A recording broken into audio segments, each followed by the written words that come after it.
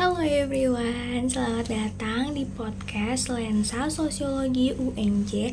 Tempat aku dan teman-teman aku ngobrolin tentang isu-isu sosial budaya yang lagi relevan di kehidupan sehari-hari kita sebagai anak muda organsi. Nah, aku Putri Siva Rahmadini, mahasiswa Universitas Negeri Jakarta, program studi pendidikan sosiologi dengan NIM 1405624092. Nah, kali ini aku akan membahas topik yang mungkin sering muncul di timeline or FYP media sosial kalian tentang budaya hustle or slow living. Nah, kali ini aku akan bahas tentang itu. Oke, pertama-tama kita harus tahu dulu nih apa itu hustle culture dan slow living. Nah, hustle culture itu budaya yang mengagung-agungkan kerja keras tanpa henti. Jadi tuh hidupnya tuh yang dipikirin tuh cuma kerja. Kayak dia dapat uang atau kerjanya harus cepat selesai gitu. Nah, slogannya itu seringkali green now sin later, yang artinya itu kayak bekerja keras terlebih dahulu, lalu akan mendapatkan sinar di akhir, kayak mendapatkan hasil yang terang di akhir. Atau bahkan tuh ada sleep is for the weak, kayak tidur itu untuk orang-orang yang lemah. Nah, apalagi nih di era digital saat ini, budaya ini makin kuat karena media sosial seringkali menampilkan kesuksesan sebagai hasil kerja tanpa henti. Banyak anak muda yang merasa harus punya banyak pencapaian di usia mudanya, kayak harus kerja full time or double job, triple job, kayak paginya kuliah, siangnya dia jadi content creator, or sore ke malamnya dia kerja, tapi tetap harus tampil produktif setiap harinya. Nah, masalahnya itu tekanan untuk terus gak berhenti, atau kata-kata gak berhenti ini seringkali bikin kita stres, kehilangan arah, dan bahkan lupa apa nih yang sebenarnya tujuan dari kita bekerja. Kayak kadang-kadang tuh kayak kita tuh gak tahu kayak bekerja selama itu tuh debak-debuk tuh untuk apa. Nah, kalau slow living itu adalah terhadap respon kelelahan massal gitu loh, kayak akibat terlalu padat jadwalnya atau terlalu lelah, muncullah kegiatan slow living ini. Kayak gerakan slow living ini muncul akibat kelelahan massal gitu loh. Nah, slow living ini kayak gaya hidup yang menekankan kesadaran, kehadiran, dan keseimbangan gitu loh. Kayak dia lebih menyeimbangkan hidupnya antara kerjaan dan istirahat dia, kayak semuanya tuh balance gitu. Dan buat penganut slow living ini, hidup bukan soal seberapa banyak yang bisa kita capai dalam sehari, tapi seberapa penuh kita menjalanin setiap momen. Kayak dia tuh lebih menikmati setiap momennya itu, yang apa yang dia kerjakan, daripada harus buru-buru kayak tergesa-gesa gitu. Nah, slow living ini fokusnya lebih ke kualitas hidup daripada kuantitas pencapaiannya. Contohnya, alih-alih multitasking sambil buka 5 tab kerjaan, kayak gitu tuh kerjaannya hustle culture gitu kalau multitasking. Tapi slow living ini mereka lebih memilih mengerjakan satu hal dengan penuh perhatian, atau lebih memilih jalan kaki, menikmati udara segar daripada harus terburu-buru ngejar target gitu. Oke, sekarang kita bahas dampak-dampak dari dua perilaku hustle culture dan slow living. Kayak ada beberapa dampak negatif dan dampak positifnya terhadap Gen Z. Apalagi kita sebagai Gen Z hidup di era yang penuh tekanan inflasi, persaingan kerja, dan ekspektasi sosial. Nah, hustle culture ini memberi rasa berdaya dan pencapaian, tetapi seringkali dibayar mahal dengan rasa burnout dan krisis identitas gitu loh.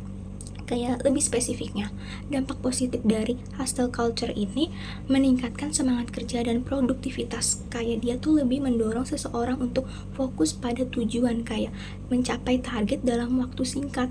Nah, yang kedua itu ada memberikan rasa pencapaian dan motivasi. Nah, membuat seseorang ketika merasa mencapai target terus merasa berhasil, karena dia tuh mencapai target dengan cepat tuh, dia akan merasa berhasil karena bisa menyelesaikan banyak hal sekaligus dalam waktu cepat. Nah, yang terakhir itu ada membuka peluang karir dan pertumbuhan finansial lebih cocok untuk masa-masa membangun karir atau bisnis. Jadi itu hustle culture ini lebih cocok untuk orang-orang yang lagi membangun karir atau bisnis. Tetapi ada dampak negatifnya juga. Dampak negatifnya juga itu yang pertama itu bisa burnout atau kelelahan mental. Jadi kita jadi kita lebih gak bisa ngontrol emosi kita. Kayak terlalu sering bekerja tanpa jeda bisa menyebabkan stres kronis dan kelelahan emosional. Kayak emosi kita tuh gak teratur gitu loh. Terus yang kedua ada kehilangan keseimbangan hidup. Nah, waktu bersama keluarga, istirahat, dan diri sendiri itu sering dikorbankan demi produktif itu dia mengorbankan semua itu. Yang ketiga ada menguburkan nilai hidup. Maksudnya itu apa sih? Maksudnya itu adalah fokus berlebihan pada pencapaian bisa bikin seseorang merasa hampa atau sendiri gitu, kayak lo nih. Terus tuh atau tidak bahagia meskipun merasa sukses, kayak meskipun dia banyak uang, dia banyak pencapaian, dia banyak hasil, tapi tuh dia gak bahagia karena dia ngerasa tuh dirinya sendiri kayak hampa aja gitu. Nah, sementara itu slow living itu menawarkan ruang bernapas, tapi beberapa orang merasa kalau gaya slow living ini terlalu lambat atau bahkan tidak realistis kalau belum punya kestabilan finansial. Kayak lebih spesifiknya itu dampak positifnya itu bisa menjaga kesehatan mental. Kayak mental kita bisa lebih teratur akibat dari perbuatan slow living ini. Kayak kita lebih bisa mengelola emosi kita bisa mengelola stres kita gitu loh. Terus selanjutnya itu ada meningkatkan kesadaran dan kualitas hidup. Jadi tuh kayak hidup kita itu lebih teratur gitu loh, kayak membantu seseorang lebih hadir di momen-momen sekarang. Kayak kita tuh lebih lebih menikmati prosesnya gitu loh kalau kita menganut slow living ini. Nah, habis itu tuh yang terakhir itu yang tadi tuh lebih menikmati hidup sama kayak nggak terlalu tergesa-gesa ketika melakukan suatu pekerjaan. Terus yang ketiga itu ada mendorong gaya hidup lebih berkelanjutan dan sederhana. Nah, maksudnya itu kayak mengurangi konsumsi segala sesuatu pekerjaan itu, menguranginya tuh kayak nggak terlalu berlebihan gitu loh. Kayak itu juga nggak baik kan, karena itu bisa menjadi tekanan sosial biar selalu dianggap lebih gitu loh. Itu mengurangi hal itu. Terus tuh dampak negatifnya, ada beberapa dampak negatif akibat perilaku slow living ini. Nah, yang pertama itu kurang kompetitif di lingkungan kerja cepat. Kayak orang-orang yang menganut slow living ini lebih kayak dianggap tuh lelet gitu loh, kayak nggak cukup ambisius untuk melakukan suatu pekerjaan. Kayak dia lelet gitu loh, lemah. Tapi lelet itu bahasa yang nggak baik sih, tapi kayak ya gitu deh pokoknya, kayak dia lama ngerjain segala sesuatu. Terus habis itu kayak, tapi nggak semua orang yang menganut slow living lambat sih gitu loh. Yang kedua itu ada membutuhkan stabilan ekonomi lebih dahulu. Kayak tidak semua orang tuh bisa memilih slow living jika masih berada dalam tekanan finansial. Jadi kayak mungkin orang-orang yang menganut slow living ini kayak dia udah punya finansial yang cukup kayak gitu loh. Kayak bukan orang-orang yang harus membutuhkan banyak kebutuhan gitu. Kayak orang-orang yang slow living ini tuh lebih punya banyak duit istilahnya gitu, kayak kebutuhannya lebih dikit daripada orang-orang yang menganut hustle culture gitu. Abis itu yang ketiga itu ada sulit diterapkan secara konsisten. Kayak tantangan budaya dan sosial itu bisa membuat slow living ini sulit untuk dijalankan secara penuh, terutama di kota-kota besar gitu guys. Terus tuh pada intinya itu keduanya itu memiliki sisi positif dan sisi negatifnya. Nah, hustle culture ini bisa memicu semangat dan pencapaian, tetapi perlu batas itu. Sedangkan slow living ini bisa menenangkan pikiran, bisa meredakan stres, mengontrol emosional, tetapi butuh kesiapan untuk terlambat gitu. Sedangkan si yang menganut hustle culture ini udah sampai di garis finish, nah si slow living ini masih di belakang gitu. Nah, menurut kalian mana nih yang lebih relevan di kehidupan kalian sehari-hari? kemarin itu sebelum aku tag video ini, kayak aku nanya ke teman-teman media sosial aku, kayak aku buat story di Instagram, kayak nanya ke mereka, kayak mereka tuh lebih ke tim hustle culture or slow living. Kayak jawaban dari mereka itu, mereka lebih banyak di tim slow living dibandingkan hustle culture gitu. Kayak mereka lebih banyak menikmati momennya dalam setiap proses. Sebenarnya itu kayak apa ya, aku sendiri tuh kadang-kadang tuh 50-50 gitu loh, kayak kadang-kadang ke tim yang hustle culture, kadang-kadang ke yang slow living. Jadi kayak sesuai dengan kebutuhan sih sebenarnya. Kalau misalnya ngerjain ada tugas yang waktunya mepet semua, tapi juga ada kerjaan di luar ya, kayak kerjaan organisasi lainnya di luar kampus, waktunya berdekatan gitu, pasti aku bakal terapin hustle culture, kayak bisa aja multitasking gitu loh, ngerjain semua hal biar cepet kelar. Atau kadang-kadang kalau aku udah sumpek banget, kayak udah penuh, ngerasa udah stres, itu aku bakal terapin slow living itu loh, sesuai kebutuhannya sih sebenarnya. Tapi kayaknya kalau aku sendiri, mungkin nanti kalau aku udah di dunia pekerjaan, aku kayaknya lebih sering nerapin hustle culture daripada slow living. Kayak aku sendiri lebih ke, aku pengen kerjaan aku cepat-cepat kelar, kayak cepat-cepat di akhir gitu loh, tapi tetap ngerjainnya harus sungguh-sungguh gitu. Sebenarnya ini tuh sesuai kitanya sih, sesuai kepribadian kita. Nah, saran dari aku nih, kalau kamu udah ngerasa hidup kamu terlalu cepat, terlalu penuh